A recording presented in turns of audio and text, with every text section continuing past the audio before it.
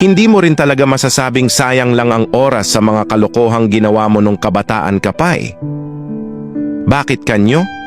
Eto habang tumatanda kayong magbabarkada, unti-unting nababawasan yung mga inuman, tambay, kwentuhan, kasi nga lahat busy na.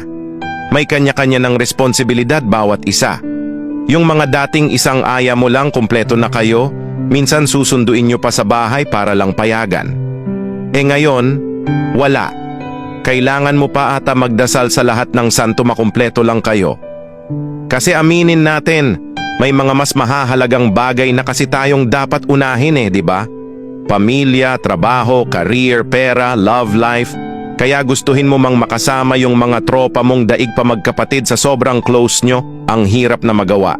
Kasi meron ng due date, bills, naghahabol ng promotion, nagpapayaman, busy sa career, o minsan ayaw lang talaga payagan ng asawa Kaya yung mga kalokohan, katarantaduhang ginagawa nyo dati.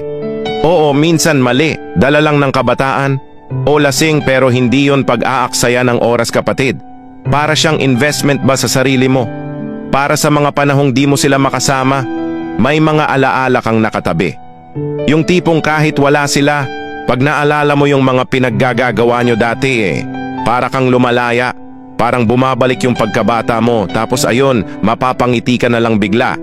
Sabay sabi sa sarili, miss ko na tong mga gagong to